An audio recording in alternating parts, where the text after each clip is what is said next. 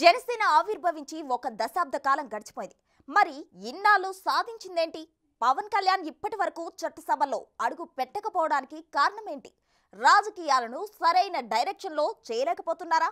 నీతి నిజాయితీ న్యాయం అంటూ సాగుతున్న పవన్ కళ్యాణ్ దారిలో చాలా ముళ్ళబాటలు చూశారు. ఘోరమైన ఓటములు ఎదుర్కొన్నారు. ఒక్కొక్కరుగా వెళ్ళిపోతున్నా భరిస్తున్నారు. ఎప్పటికైనా నిలబడతానంటున్నారు.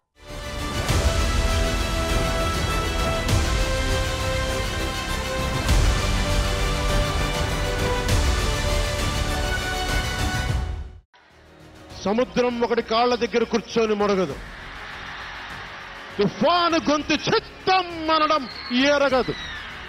పర్వతం ఎవరికి వంగి సలాం చెయ్యదు. గొంతెత్తితే ఒక దేశపు జెండాకున్నంత పొగరుంది. ఆవేశపూరిత ప్రసంగాలు.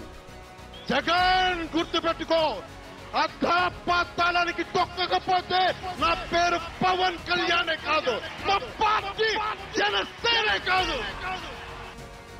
నిజాయితీ రాజకీయాలు.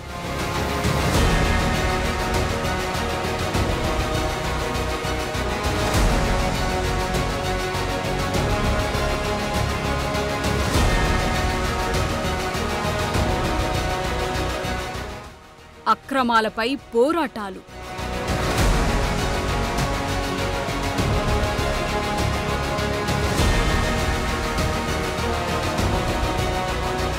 ఇదే జనసేన. పార్టీ పెట్టి 10 ఏళ్లు దాటిపోయినా ముందుకు వెళ్లటం లేదు, అలాగని వెనక్కు పోలేదు. అలా నడుస్తోందంతే. జనసేన ఆవిర్భవించి మరో ఏడాది అలా గడిచిపోయింది. కానీ ఇప్పటిదాకా ఒక లెక్క, ఇప్పుడు మరో లెక్క అనుకుంటున్నారు. చాలా సీట్లలో పోటీ చేస్తామని చెప్పి మొదట 24 సీట్లకు, చివరగా 21 సీట్లకు తగ్గారు. అయితే ఇదంతా మన మంచికి అంటున్నారు జనసేనాని. పవన్ కళ్యాణ్ పార్టీ పెట్టిన ఉద్దేశాన్ని అర్థం చేసుకోవటమే కీలకం. రాజకీయాల్లో అంతిమ లక్ష్యం అధికారం కాదనేది తరచూ చెబుతుంటారు. అన్యాయాలు, అక్రమాలు చేసి పార్టీని విస్తరింపచేసి రాజ్యాధికారం చేపట్టే లెక్కలు లేనే లేవంటుంటారు. రాజకీయాల్లో అయినా ఇంకెక్కడైనా అందరూ సక్సెస్ అవ్వాలన్న రూలేమీ లేదు. కానీ పవన్ కళ్యాణ్ రూట్ సెపరేట్గా మారింది. 2014 మార్చి 14న జనసేనను స్థాపించారు పవన్. రాజకీయాల్లో అధికారం కోసం చాలా ప్రయోగాలు చేశారు జనసేనాని.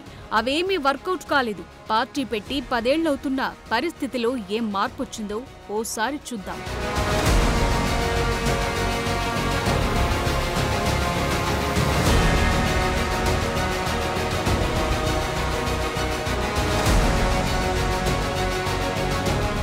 రాజకీయాల్లో పవన్ ప్రయాణం చాలా ఈజీగా ఏం లేదు. మొదట్లో చిరంజీవి ప్రజారాజ్యం పార్టీ పెట్టినప్పుడు అప్పట్లో యువరాజ్యం అధ్యక్షుడిగా పవన్ పనిచేశారు. ఆ తరువాత ప్రజారాజ్యం పార్టీని కాంగ్రెస్ లో విలీనం చేయడంతో సీన్ మారిపోయింది. ఆ తరువాత నేరుగా పవన్ కళ్యాణే రంగంలోకి దిగారు. 2014లో పవన్ పార్టీ పెట్టడం, అప్పుడే తెలంగాణ ఏర్పాటు కావటం, సార్వత్రిక ఎన్నికలు రావటం చకచకా జరిగిపోయాయి. చెప్పాలంటే చాలా భిన్నమైన రాజకీయ వాతావరణంలో జనసేనతో జనం ముందుకొచ్చారు పవన్. అప్పుడు పోటీ చేయకుండా టీడీపీ, బీజేపీ కూటమికి సపోర్ట్ గా నిలబడ్డారు. జగన్ను అధికారంలోకి రాకుండా అడ్డుకునేందుకే టీడీపీ, బీజేపీ కూటమికి మద్దతిచ్చానన్నారు. పవన్ కళ్యాణ్ కమిట్మెంటును చూసి చాలా మంది వెనుక నడిచేందుకు సిద్ధపడ్డారు. జెండాలు మోశారు, ఖర్చులు పెట్టుకున్నారు. అయితే ఇందులో పార్టీ పరంగా కొంత గ్యాప్ మాత్రం కనిపించింది. ఓవైపు సినిమాలు చేస్తూనే ఇటు రాజకీయం చేయటం పెద్దగా వర్కౌట్ కాలేదు. ఫుల్ టైం రాజకీయాలు చేయకపోవడంతో ఇటు క్యాడర్, లీడర్షిప్ లో అనుమానాలు పెరిగాయి. తాను సినిమాలు చేస్తేనే ఆర్థికంగా పార్టీకి బలమని పలు సందర్భాల్లో చెప్పుకొచ్చారు. అందుకే సినిమాలు చేస్తూనే రాజకీయం నడుపుతూ వచ్చారాయన. నిజానికి పార్టీ అంటే ఒక వ్యక్తి మాత్రమే కాదు, అందులో చాలా వ్యూహాలుంటాయి. ద్వితీయ, తృతీయ శ్రేణి నాయకులను తయారు చేసుకోవాల్సి ఉంటుంది. ప్రతి బూత్ లెవెల్లో పార్టీని పటిష్టం చేసుకోవాల్సి ఉంటుంది. కానీ పార్టీ ఏర్పడి 11 ఏళ్లైనా ఇది జనసేనలో జరగలేదంటారు. మొన్నటికి మొన్న పార్టీ నుంచి వెళ్లిపోయిన చేగుండి హరిరామ జోగయ్య కొడుకు సూర్యప్రకాష్ ఇదే విషయాన్ని ప్రస్తావించారు. పార్టీ పెట్టి ఇన్నేళ్లైనా పార్టీ కమిటీలు కూడా వేయలేకపోయారని పవన్ తప్పులను ఒక్కొక్కటిగా చెబుతూ బయటికెళ్లిపోయారు. తన దగ్గరకొచ్చేసరికి సలహాలిచ్చేవారు ఎక్కువయ్యారని పవన్ కళ్యాణ్ తరచూ చెబుతున్న మాట. తనకు సలహాలు కాదు, పోరాడేవాళ్లు కావాలంటున్నారు. ఇక పోరాడే వాళ్ల పరిస్థితి కూడా విచిత్రంగా మారిపోయింది. ఎప్పటికైనా టికెట్ దక్కకపోతుందా అనుకున్న వారికి కథ అడ్డం తిరిగింది. ఈసారి కాస్త గట్టిగా ఎన్నికల క్షేత్రంలోకి దిగిన జనసేన టీడీపీతో పొత్తులో భారీగానే సీట్లు రాబడుతుందని జనసేనలో తిరిగిన వారు అనుకున్నారు. సీన్ కట్ చేస్తే 24, ఆ తర్వాత 21 సీట్లకు తగ్గించుకుని త్యాగం చేశారు. మొన్నదాకా అందరూ సలహాలు ఇచ్చారు నాకు, నువ్వు ఎలా నిలబడాలి, ఎలా చేయాలని. అందరూ ఈరోజు అందరూ వైసీపీకి వెళ్ళిపోయారు. ఈరోజు పవన్ కళ్యాణ్ దగ్గర అన్నీ వస్తాయి ఐడియాలు. సీట్లు ఎన్నా తెలియదబ్బా నాకు, అన్నీ ఒకటి కాదు. నేను అనేది ఏంటంటే, నువ్వు రిజర్వేషన్ గురించి మాట్లాడినా ఏమి మాట్లాడినా పద్ధతి ప్రకారం మాట్లాడండి. పింక్ డైమండ్ లాగా టీడీపీ ఆ ప్రభుత్వం ఉన్నప్పుడు ఒకలాగా, ఈ ప్రభుత్వం ఉన్నప్పుడు ఒకలాగా మాట్లాడకండి. నేనే ఉన్నా స్టీల్ ప్లాంట్ గురించి, వైజాగ్ స్టీల్ ప్లాంట్ గురించి. నేను భారతీయ జనతా పార్టీ ప్రధానమంత్రి గారితో అందరితో నాకు చక్కటి బంధాలు ఉండి కూడా స్టీల్ ప్లాంట్ దగ్గరికి వచ్చినప్పటికీ నా అభిప్రాయం చాలా బలంగా తెలియజేస్తాను. ప్రజా సమస్యను తీసుకెళ్ళగలిగా. అక్కడ నేనే సన్నాయి నొక్కల. అందుకని ఈ రోజున మనకు కావాల్సింది కన్వీనియంట్గా మాట్లాడే వ్యక్తులు కాదు, నిలబడే వ్యక్తులు కావాలి.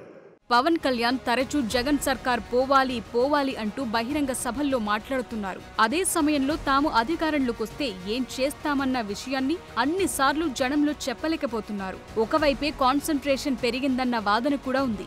రాజకీయాల్లో అయినా ఇంకెక్కడైనా ఎవరికైనా తప్పులు జరుగుతాయి. వాటిని సరిచేసుకుని ముందుకు వెళ్లటంలో విజయ రహస్యం ఉంటుంది. 2014 నుంచి 2019 మధ్య ఏపీలో టీడీపీ ప్రభుత్వమే ఉంది. అయితే అప్పుడు ప్రజా వ్యతిరేకత పెరగటంతో జనసేనాని రూట్ మార్చేశారు. వామపక్షాలు బీఎస్పీతో కలిసి పవన్ కూటమి కట్టారు. దళితుల ఓట్లను రాబట్టే ప్రయత్నం చేసుకున్నారు. 2019 ఎన్నికల ప్రచారంలో తిరుపతిలో బీఎస్పీ అధినేత్రి మాయావతికి పాదాభివందనం చేసి దళితులను ఆకట్టుకునే ప్రయత్నం చేశారు. లోకేష్, చంద్రబాబు బరిలో నిలిచిన స్థానాల్లో పవన్ ప్రచారం చేయలేదు. అలాగే పవన్ పోటీ చేసిన 2 నియోజకవర్గాల్లో చంద్రబాబు ప్రచారానికి వెళ్లలేదు. ఇదంతా అంతర్గత ఒప్పందమని అప్పట్లో ప్రత్యర్థి పార్టీ నుంచి విమర్శలు ఎదుర్కొన్నారు. వ్యూహం తనకు వదిలేయండి, పోరాడుదాం. ఇదే పవన్ కళ్యాణ్ ఇప్పటికీ చెబుతున్న మాట. ఓటముల నుంచే గెలుపు పాఠాలు నేర్చుకునే దిశగా అడుగులైతే వేస్తున్నారు. ఇప్పుడు జనసేన చాలా కీలక పరిస్థితుల్లో ఉంది. 2014లో పోటీకి దూరంగా ఉన్నా ఇప్పుడు అదే కాంబినేషన్తో 21 స్థానాల్లో పోటీ చేస్తున్నారు. గెలిస్తే నిలిచినట్లే అనుకుంటున్నారు. ఏపీలో కాపు సామాజిక వర్గం జనాభా ఎక్కువగానే ఉంటుంది. పవన్ కళ్యాణ్ కు కాపు సామాజిక వర్గం మద్దతు ఈసారి భారీగానే పెరిగింది. జనసేనను నమ్ముతున్నవారు కాపులు, బలిజలే ఎక్కువ. ఏపీలో 175 సీట్లున్నాయి. 2019 ఎన్నికల్లో సొంత బలం బేరీజు వేసుకుందామని చూసుకున్న పవన్ కళ్యాణ్ కు అసలు లెక్కలు తెలిసొచ్చాయి. చెగువేర పోరాట స్ఫూర్తితో సిపిఐ, సిపిఎం, బీఎస్పీ కూటమితో 175 అసెంబ్లీ స్థానాల్లో అభ్యర్థులను రంగంలోకి దించారు. తాను పోటీ చేసిన గాజువాక, భీమవరం స్థానాల్లో ఓడిపోయారు పవన్. చివరికి రాజోలు సెగ్మెంట్ నుంచి గెలిచిన ఒకే ఒక్క జనసేన ఎమ్మెల్యే ఆ తర్వాత అధికార పార్టీలోకి దూకేశారు. అయితే ఆ ఎన్నికల్లో 5.54%తో 17.50 లక్షల ఓట్లు జనసేనకు లభించాయి.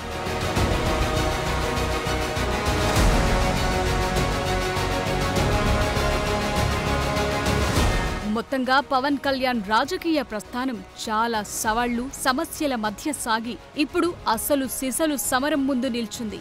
ఇప్పుడు గెలిస్తే ప్రభుత్వంలో కీలక పాత్ర పోషించటం, మరో స్టెప్ తీసుకునేందుకు కీలకంగా మారబోతోందంటున్నారు.